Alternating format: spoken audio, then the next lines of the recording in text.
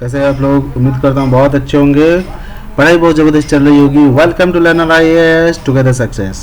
दोस्तों हम लोग कंटिन्यू कर रहे हैं। अभी ये लास्ट चैप्टर है हमारा, चैप्टर क्लास 11 पॉलिटी का चैप्टर नंबर 10।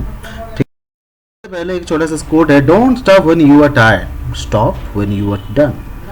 थक गया, ये कर गया, उस पर मत रुकिए, काम खत्म हो तभी रुकिए। ठीक है, हम लोग जरूर से काम खत्म करेंगे। चलिए, इंडियन पॉलिटी देखिए, ये चैप्टर नंबर 10 है, शायद लास्ट चैप्टर भी है। ठीक है, तो ये है फिलोसफी ऑफ द कॉन्स्टिट्यूशन। ठीक है, फिलोसफी ऑफ द कॉन्स्टिट्यूशन क्या है? इस किताब में हमने सब कुछ जाना, कॉन्स्टिट्यूशन कैसे बना, कब बना, क्यों बना, किस किस से। ठीक है, तो उसके पीछे क्या दर्शन क्या था, क्यों बना, क्या दर्शन था। ठीक है, तो हमने ये सब कुछ देखा। लास्ट 69 ईयर से हम लोग ये कॉन्स्टिट्यूशन फॉलो कर रहे हैं एक देश में। ठीक है, एक रूल बुक बना हुआ है। ठीक है, तो इसका दर्शन क्यों था, क्या था, वो फिलॉसफी हम लोग देखेंगे। तो what is meant by the philosophy of the constitution, इसका मतलब क्या है? ठीक है, some people believe that the constitution merely consists of laws and that laws are one thing. ठीक है, वैल्यूज, मोरालिटी, ठीक है, क्वाइट अनदर। ठीक है, कुछ लोग समझते हैं कि कॉन्स्टिट्यूशन जो है सिर्फ एक लॉ बुक है जिसको हमें फॉलो करना होता है और कुछ नहीं है। Therefore we can have only legislative not political philosophy approach to the constitution. इसलिए हमारे पॉलिटिकल अप्रोच इसमें है नहीं। It is true that all laws do not have the moral content, but many laws are close connected to our deeply held values.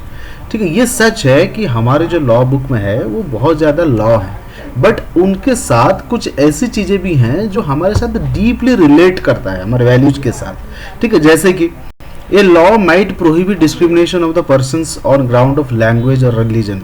Such a law is connected to the idea of equality. ठीक है, discrimination वाला जो law है कि आप language और religion में वो नहीं कर सकते, भेदभाव नहीं कर सकते, तो कहा जाए तो वो इक्वालिटी की बात कर रहा है, आइडिया ऑफ इक्वालिटी की बात कर रहा है। ठीक है, हमारे अंदर डीपली तो यही है ना कि सब लोग इक्वल है, तो इसलिए ये लॉ बना है। Therefore there is a connection between laws and moral values. ठीक है, मोरल वैल्यू और लॉ के बीच में एक कनेक्शन बनता है कि नहीं? We must therefore look upon the constitution as a document that is based on a certain moral vision. ठीक है, हम ये देख सकते हैं कि हमारा जो कॉन्स्टिट्यूशन है ये कुछ मोरल विजन से बनाया गया है कि लोगों के अंदर एक मोरालिटी डेवलप हो। We need to adopt a political philosophy approach to the constitution. What do we mean by a political philosophy approach to the constitution? अगर हम कहते हैं कि हमारे कॉन्स्टिट्यूशन में पॉलिटिकल फिलॉसफी होना चाहिए, तो हम किस बात में बात कर रहे हैं? What the meaning of the political philosophy in the constitution? We have three things in the mind. हमारे पास तीन चीजें माइंड में आता है। सबसे पहले we need to understand the conceptual structure of the constitution. What does this mean? तो हमें सबसे पहले उसका जो स्ट्रक्चर है, कॉन्सेप्ट है, उसको समझना पड़ेगा। एक्चुअली इसका मतलब क्या है? It means that we must ask question like what are the possible meaning of term used in the constitution such as right, citizenship, minority, democracy. इसका मतलब क्या है? जो लोग कहते हैं कि इसमें पॉलिटिकल एंगल नहीं है, तो ये सब क्या है? तो ये क्वेश्चन पूछना पड़ेगा अपने आप से। फिर उसे आगे आप बढ़ के अगर देखें, we must attempt to work out a coherent vision of society and polity conditional upon an interpretation of the key concept of the constitution. तो इसमें key concept of the constitution को हमें समझना पड़ेगा। We must have the better grasp of the set of ideals amended in the constitution. ठीक है, और final point is that the Indian constitution must be read in conjunction with the constituent assembly. ठीक है, debate in order to refine and raise to the higher theoretical planes. ठीक है, the justification of values amended in the constitution. A philosophical treatment of a value is incomplete if a detailed justification for it is not provided.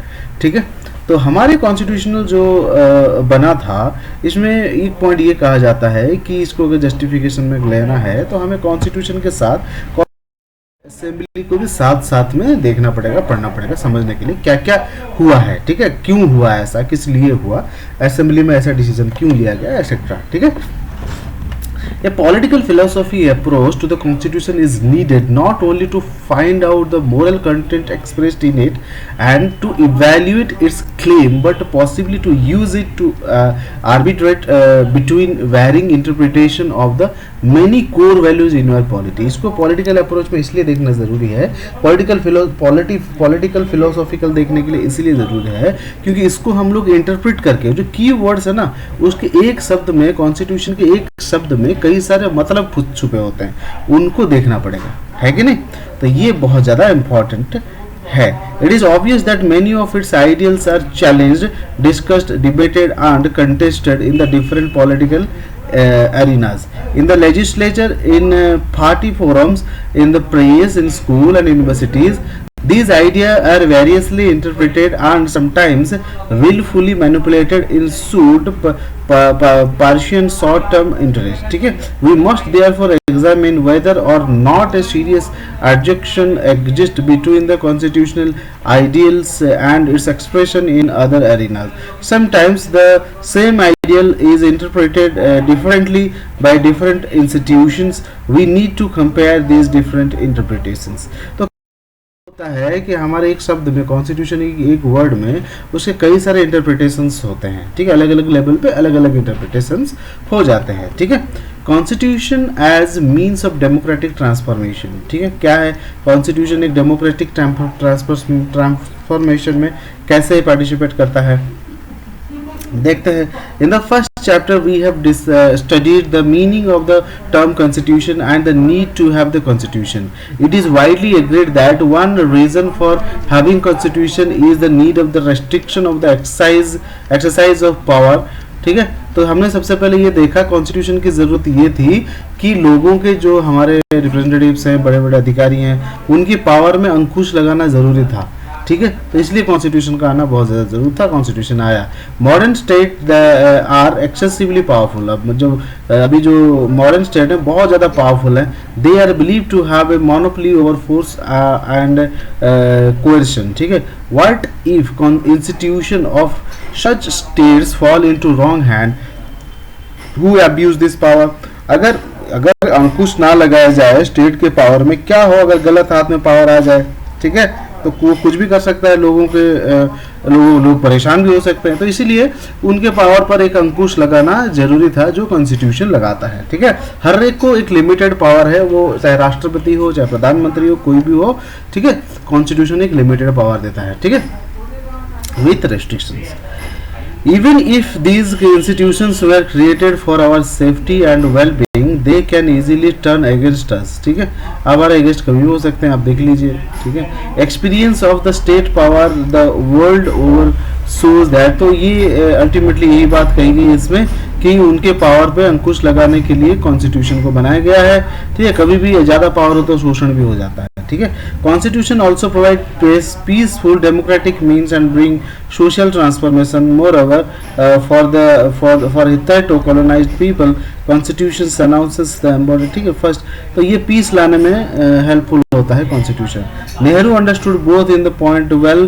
तो for the constituent assembly he claim represented collective demand for the full self determination because they only a constitutional assembly of elected representatives of the Indian people had the right to frame India's constitution.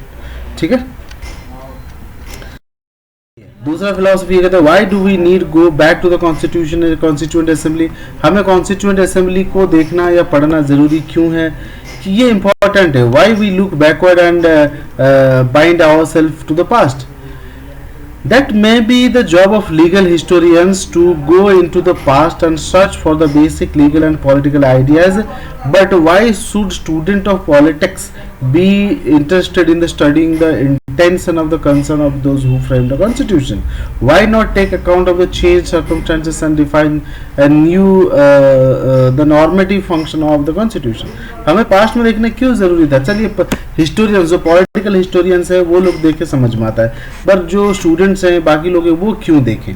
In the context of America where the constitution was written in the 18th century, it is absurd to apply the values and standard of that era in the 21st century. ठीक है, however in India the world of the original framer and our present day world may not have changed so drastically.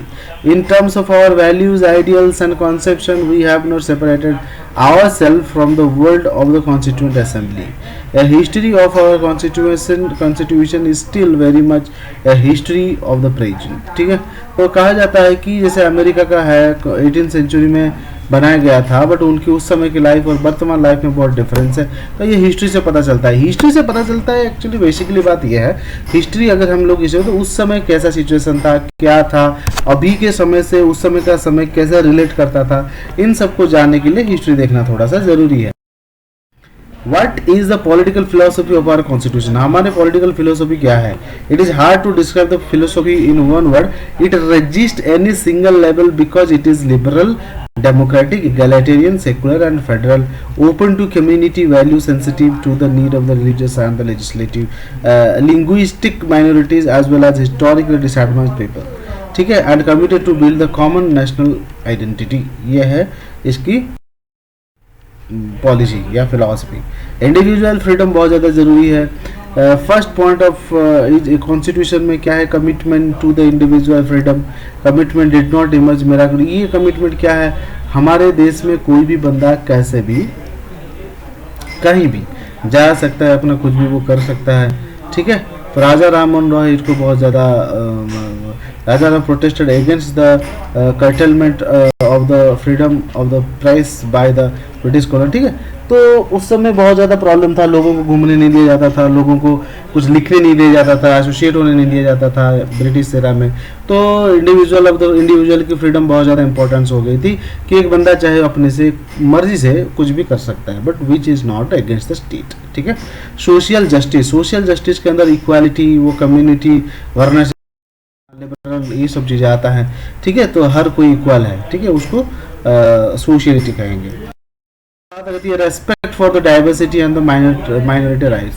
India constitution encourages the respect between the communities. It was not easy for our country first because हमारे यहाँ पे बहुत सारे अलग अलग minorities रहते हैं. हर एक के बीच में इक्वालिटी बनाना बहुत ज़्यादा मुश्किल था. ठीक है, इक्वालिटी होगा तभी तो रिस्पेक्ट होगा. ठीक है, अलग अलग बहुत डाइवर्सिटी में यूनिटी. ठीक है, वो वाली चीज़ यहाँ पे कहा जाता है. ठीक है, सेक्युलरिज्म. दुनिया के सेक्युलरिज्म से हमारा सेक्युलरिज्म थोड़ा अलग है.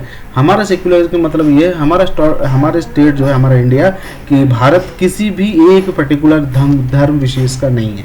हर लोग यहाँ पे इक्वली इंपॉर्टेंट है, हर लोग मिलजुल कर रहते हैं. This is not any religious country like Pakistan etcetera other. ठीक है, this is the secularism, not that type. ठीक है, सेकुलरिज्म मतलब ये है कि हमारा स्टेट जो है ना, किसी चीज़ में कहीं पर भी इंटरफियर नहीं करता.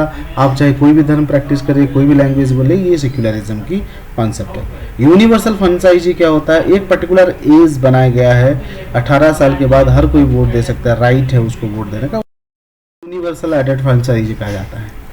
फेडरलिज्म की बात करते हैं. फेडरलिज्म की बात होती है डुअल गवर्नमेंट. मतलब हमारा एक स्टेट है, हमारा एक सेंटर है, तो स्टेट और सेंटर दोनों मिलके काम, अलग नहीं है, मिलके काम करते हैं, बट आपस में काम बटे हुए हैं. तुम ये करोगे, हम ये करेंगे, इसको फेडरलिज्म कहा जाता है. ठीक है, या फिर डुअल गवर्नमेंट. नेशनल आइडेंटिटी, हमारी एक आइडेंटिटी है. हमारे जैसे अमेरिका में है, वो यूएस का सिटीजन भी है, साथ ही साथ वो वाशिंगटन का सिटीजन है. हमारे यहाँ पे चाहे बंगाली हो, मराठी हो, गुजराती हो, उड़िया हो, केरलियन हो, कुछ भी हो, बट है वो इंडिया में. यूनिटी, हमारी आइडेंटिटी एक है, वो है जाते हैं भारतीय से. ठीक है, procedural achievement. All these 5 core feature of might be called substantive achievement of the constitution. However, there were also some procedural achievement. Procedural achievement क्या है? First, the Indian constitution reflects the faith in political deliberation. We know that many groups and interests were not adequately represented in the constituent assembly, but the debate is in the assembly imply shows that the maker of the constitution wanted to be the inclusive in their approach as possible. ठीक है, तो ये कहते हैं कि ये procedure में क्या क्या अचीवमेंट हुआ था. हमारे कॉन्स्टिट्यूशन फ्रेमर ये चाहते थे कि इंक्लूसिव रहे. ठीक है, सेकंड क्या है? It reflect spirit of compromise and accommodation. ठीक है, ये spirit of compromise and accommodation. These words, compromise and accommodation, should not always be seen in the disapproval.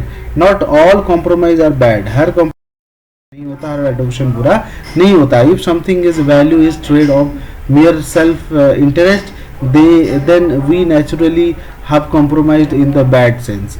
However, if one value is partially traded off and another value, especially in an open process of the free deliberation among equal, then the compromise arrives in this manner can hardly be objected to. ठीक है, तो वैसा वाला है कि बुरा compromise नहीं है, अच्छा कंप्रोमाइज है. क्रिटिसिज्म क्या होता है? इंडियन कॉन्स्टिट्यूशन में तो बहुत सारे क्रिटिसिज्म है, ये हमने देखा, इसमें बहुत ज़्यादा जरूरत है. ठीक है, फिलॉसफी ऑफ आवर कॉन्स्टिट्यूशन, इसको जरूर से करेंगे. थैंक यू वेरी मच सुनने के लिए, और उम्मीद करता हूँ आपको बहुत अच्छा लगा होगा, समझ में आया होगा. यहाँ पे खत्म होता है चैप्टर क्लास 11th का हमारा, और लक्ष्मीकांत ऑलरेडी शुरू हो चुका है. बहुत अच्छे से आप लोग देखिएगा, पॉलिटी बहुत ज़्यादा इंपॉर्टेंट है, करीब 30% कवर करता है हमारे सिविल सर्विसेज एग्जामिनेशन में. ठीक है, थैंक यू वेरी मच.